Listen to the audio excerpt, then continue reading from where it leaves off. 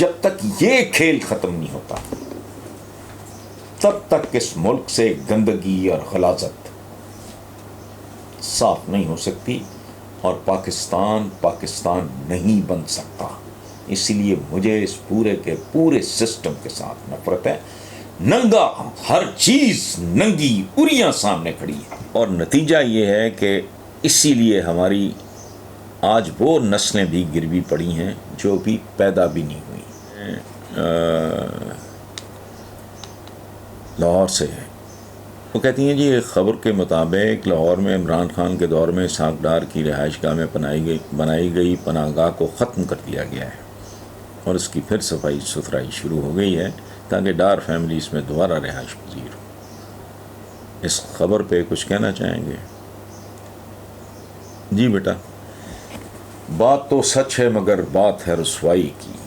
پاکستانی نظام ہے ہی ایسا مکروہ کہ اس کا جو احتسابی جال ہے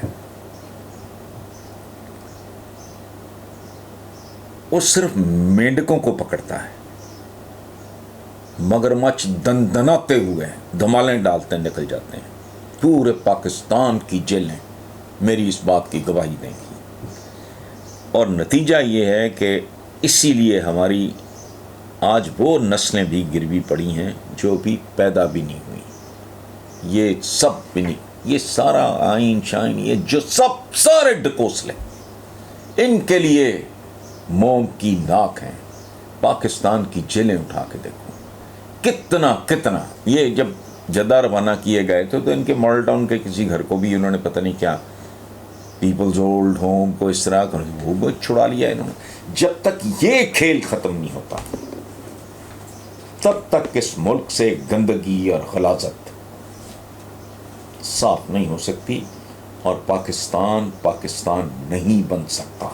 اسی لیے مجھے اس پورے کے پورے سسٹم کے ساتھ نفرت ہے.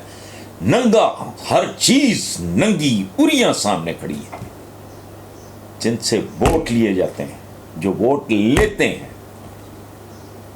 وہ بدہضمی کا شکار ہے. اربوں خربوں کے مالک، باپ جائیدادیں اور ماں اولادیں اور پتہ نہیں کیا، وہ اندھے ہو دیکھتے بھی نہیں. لینے والے ووٹ وہ اس طرح عزت دیتے ہیں. غریب آدمی، عام آدمی اس کو کیسے عزت دیتا ہے؟ بھوکا رہ کے، بے روزگار رہ کے، جوان بیٹی کے ہاتھ پیلے کرنے کا انتظار کرتے کرتے قبر میں اتر جانے. وہ اس طرح عزت سسٹم ہے. کیا کریں؟ ہم بول بھونک سکتے ہیں، کر رہے ہیں. اب سے نہیں کر رہے ہیں، مدتوں سے کر رہے ہیں.